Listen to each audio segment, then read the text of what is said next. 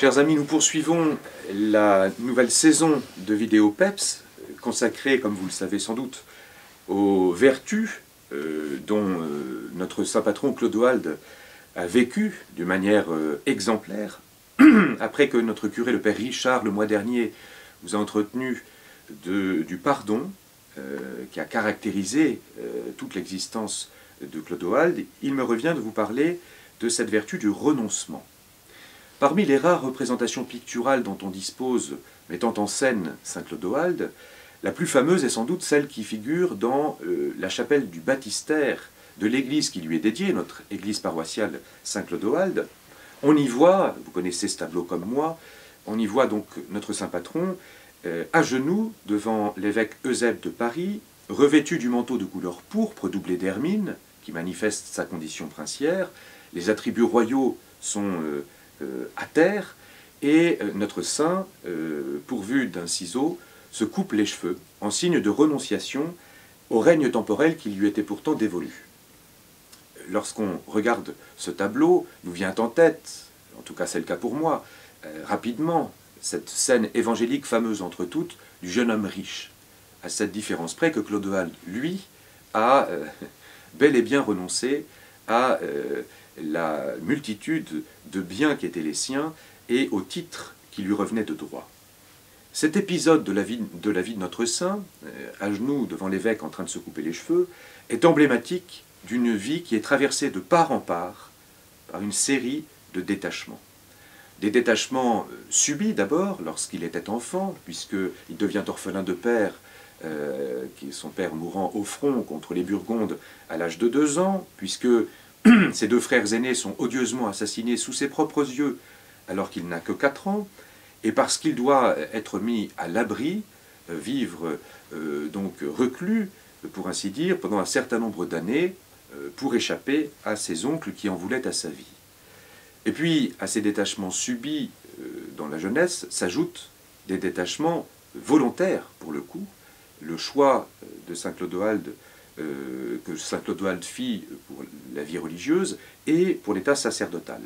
Il renonce ainsi à l'existence aisée du roi qu'il aurait dû être. Et suprême détachement, on trouvera peut-être qu'il s'agit d'un fait anecdotique, mais pour ma part, c'est tout à fait révélateur de toute une existence placée sous le signe du détachement, du renoncement. Et Clodoald, avant de mourir, fait don de son monastère et de la ville de Nogent, plutôt de la bourgade de Nogent, l'actuel Saint-Cloud, à l'évêque de Paris, pour que rien ne lui reste et que le don soit totalement consommé. Alors, ces détachements, ces renoncements volontaires ne sont pas tout à fait du goût de sa grand-mère, la grande Clotilde, du moins dans un premier temps, parce que toute sainte qu'elle était, Clotilde entendait que son petit-fils régnât, comme en atteste la manière courageuse dont elle a fait face à ses fils, les oncles de Clodoald, qui donnèrent l'alternative de tuer cet enfant ou de le raser, c'est-à-dire, selon les coutumes franques, se rasant, de renoncer à sa condition princière et a fortiori de renoncer à toute velléité de monter sur le trône, car les cheveux longs étaient l'apanage des princes et a fortiori du roi. À une telle conduite, la reine Clotilde aurait répondu « Je préfère le voir mort que tondu », c'est-à-dire « Je préfère le voir mort que renonçant à ses titres et à sa condition royale à laquelle il avait droit ». Que Clodoald renonce à ses titres n'était pas non plus du goût des vassaux restés fidèles à son père, qui, lorsque Clodoald atteint l'âge requis, lui suggérèrent, plus que cela, l'incitèrent fortement à monter sur le trône, mais en vain. Cette incompréhension devant le renoncement total dont entendait vivre Clodoald est typique de l'esprit du monde. Clodoald se conforme pour sa part à la logique évangélique qui est édictée par Jésus, celui qui veut être mon disciple, qu'il renonce à lui-même et qu'il prenne sa croix. On sait que Nietzsche, pour ne citer que lui, considérait cette logique de détachement, cette logique de renoncement, typiquement chrétienne, comme une pathologie de l'âme.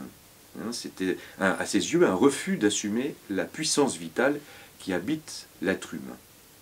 En réalité, se faire une telle idée du renoncement c'est ne rien comprendre à ce que promeut Jésus. Parce que le Christ n'exhorte pas au renoncement dans le seul but de renoncer. Renoncer pour renoncer n'a aucun intérêt. Ça peut même être le signe d'une certaine lâcheté. Le renoncement dans l'esprit et dans la bouche du Seigneur Jésus n'est pas une fin en soi, mais est de l'ordre des moyens. C'est ce que l'on observe lorsque on lit un certain nombre de sentences de Jésus dans l'Évangile. À la fin de l'invite qu'il adresse au jeune homme riche, que j'ai évoqué tout à l'heure, lorsqu'il lui dit « Si tu veux être parfait, va, vends tous tes biens », eh bien Jésus ajoute « Et suis-moi ». De même, la sentence que j'ai citée plus haut, « Celui qui veut être mon disciple, qu'il renonce à soi-même, s'achève ainsi, et qu'il prenne sa croix, s'achève ainsi, et qu'il me suive ». Dans les deux cas, donc, le renoncement n'a pas d'autre motif que de pouvoir mieux suivre Jésus, c'est-à-dire en fait de pouvoir mieux répondre à sa vocation. Encore faut-il bien comprendre ce que le Seigneur entend lorsqu'il enjoint à renoncer à soi-même. La formule a parfois été mal comprise, mal expliquée. Il ne s'agit pas du tout de refuser ce qui nous constitue en tant que personne, de gommer notre tempérament, nos talents, mais aussi nos limites. Non, il s'agit plutôt de donner à Dieu la première place dans le discernement, de permettre à Dieu de nous indiquer lui-même comment il entend que tout ce capital, tout ce que nous sommes, puisse être mis à profit afin que nous devenions des saints. L'objectif est de renoncer à ce que les spirituels appellent la volonté propre. Cette volonté propre qui sert à qualifier les projets forcément limités, trop humains, très subjectifs, selon lesquels nous pourrions compter nous réaliser nous-mêmes. Renoncer à sa volonté propre, parce que c'est de cela qu'il s'agit, a pour corollaire un consentement. Voilà un mot qui est plus aimable que celui de renoncement, le consentement. Renoncer, c'est consentir à quoi? Bien, à l'infaillible et bienfaisante volonté du Père. Mais non pas ma volonté, mais la tienne, dit Jésus lorsqu'il est en agonie au Jardin des Oliviers, toujours à quêter quel est le dessein de son Père. C'est également ce que chaque jour dans le Notre Père nous demandons, que ta volonté soit faite sur la terre comme au ciel. Ce qui nous empêche si souvent de renoncer, n'est-ce pas l'impression que nous avons de devoir alors lâcher, comme on dit, la proie pour l'ombre? Autrement dit, de devoir quitter ce qui nous est familier, ce qui est tangible, nos possessions, nos compétences, ce que nous maîtrisons, pour un bien qui paraît évanescent, la volonté divine. Parce que c'est vrai que cette volonté divine nous donne l'impression d'être tout à fait incompréhensible, très mystérieuse. Et nous avons beau demander à Dieu ce qu'il attend de nous, ce Dieu-là nous semble parfois très silencieux. Or, contrairement à ce que nous croyons, Dieu n'est pas du tout silencieux. Il ne cesse même de s'adresser à nous pour nous faire comprendre ce qu'il attend de nous. Quelle est notre vocation? La grande vocation, l'état de vie, qui sera déterminant pour notre existence, le mariage, la vie consacrée, que sais-je, ou la vocation avec un petit v, pour ainsi dire, c'est-à-dire ce qu'il attend de nous aujourd'hui et maintenant, au quotidien. Saint Clodoald, pour sa part, a su, par le renoncement à sa volonté propre, progressivement discerner, en tendant l'oreille à Dieu, les nombreux indices par lesquels le Seigneur lui faisait savoir quelle voie il entendait qu'il emprunte. Comment Dieu a-t-il parlé à Clodoald? Eh bien d'abord par les événements. Comme le dit Peggy, mettant sur la bouche de Dieu cette proposition, les événements, c'est moi. Ce sont des événements qui ont pris un tour souvent douloureux en ce qui concerne Saint Clodoald, auquel il a été confronté dès le plus jeune âge, comme nous l'avons dit. Alors, il ne faudrait pas comprendre que les événements sont pilotés par Dieu comme le marionnettiste tient par des fils la petite marionnette. Dieu n'a pas guidé les troupes burgondes qui ont tué le père de Clodoald. Dieu n'a pas non plus guidé la main des oncles meurtriers lorsqu'ils s'en sont pris aux deux frères aînés de Clodoald et qu'ils ont essayé de tuer Clodoald lui-même. Non. Mais Dieu, la providence de Dieu, a tiré parti de ces événements fâcheux pour écarter du trône Clodoald, parce que telle n'était pas sa destinée dans le plan divin, et pour qu'il vive à l'écart une existence qui lui permette de prendre du recul, qui lui permette de méditer ce que Dieu attendait de lui.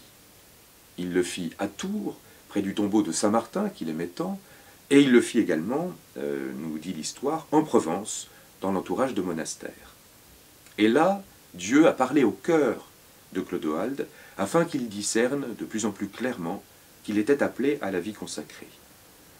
Donc Dieu a parlé à Clodoald par les événements, il a fait connaître sa sagesse en lui parlant à l'intime du cœur, et pour que cet appel intérieur ne reste pas obscur, trop subjectif, mais pour objectiver les choses, eh bien Dieu s'est servi de ce qu'on pourrait appeler des ambassadeurs du ciel. Ces ambassadeurs, on en connaît deux au moins. Il s'agit de Saint Séverin, un ermite de grande renommée, de sainteté, qui vivait à Paris, à l'école duquel Clodoald s'est mis, il est devenu le père spirituel de Clodoald, et puis l'évêque Eusèbe de Paris, qui a attesté que Clodoald était appelé aux ordres sacrés et qui lui a conféré l'ordination sacerdotale. Et puis il y a encore, et c'est plus surprenant, un autre émissaire dont Dieu s'est servi pour faire comprendre à Clodoald ce qu'il attendait de lui, c'est l'un de ses deux oncles meurtriers. Lorsque cet oncle-là apprit que Clodoald avait été ordonné prêtre, eh bien, il comprit que celui-ci ne représentait plus aucun danger, qu'il n'avait plus de velléité d'accéder au trône. Et puis, faisons-lui crédit de cela, sans doute était-il touché par le repentir après l'assassinat des deux frères aînés de Clodoald. Il a donc offert à celui-ci la seigneurie de Nogent, je l'ai dit, c'est l'actuel Saint-Cloud, pour qu'il y établisse un monastère. Ainsi donc, il a été le canal par lequel la volonté de Dieu que Saint-Cloud s'installe à Nogent se fasse connaître. Voilà. Alors, voilà donc le premier intérêt du renoncement, prêter davantage l'oreille à la volonté de Dieu, renoncer à ses velléités personnelles pour entrer dans cette grande geste de la sagesse divine. Mais il y a un autre intérêt encore au renoncement à sa volonté propre, c'est qu'on accède ainsi à une fécondité optimale. Ça, c'est annoncé par Jésus dans l'Évangile à plusieurs endroits, avec cette formule par exemple, si le grain de blé tombé en terre meurt, il porte beaucoup de fruits. Ou encore à ses apôtres, vous qui avez tout quitté pour me suivre, vous siégerez sur 12 trônes pour juger les 12 tribus d'Israël. Et quiconque aura laissé maison, frères, sœurs, père, mère, enfants ou champs à cause de moi, recevra bien davantage et aura en héritage la vie éternelle. Donc, le renoncement, une certaine mort à soi-même, en tout cas à ses projets, permet d'accéder à une fécondité bien plus importante que si l'on s'en était tenu à ses propres petits calculs. Si Clodoald n'avait pas renoncé, et à de multiples reprises, au destin qui semblait lui échoir de régner sur son peuple, s'il n'avait pas renoncé à de multiples reprises à sa volonté propre, peut-être aurait-il été un roi honnête. On a tout lieu de le penser. Peut-être aurait-il été un époux, un père aimant. Mais il n'aurait certainement pas porté tout le fruit qu'il a porté et dont nous autres habitants de Saint-Cloud contemporains sommes les lointains bénéficiaires. Il y a dans la figure de Saint Clodoald une touchante illustration des bienfaits du renoncement, donc à l'égard de ce que ce renoncement permet vis-à-vis de la volonté de Dieu, la connaissance intime de la vocation que Dieu a sur chacun d'entre nous, et également une claire possibilité, en se renonçant, d'accéder à une plus grande fécondité. Puisse notre saint patron, en cette année jubilaire qui lui est dédiée, nous éclairer sur ce point, nous aider à accepter les différentes occasions qui nous sont données de nous renoncer pour essayer de correspondre toujours plus aux vues de Dieu sur nous, ces vues qui nous rendent autrement heureux, autrement féconds, que si nous nous en tenions à notre propre conseil.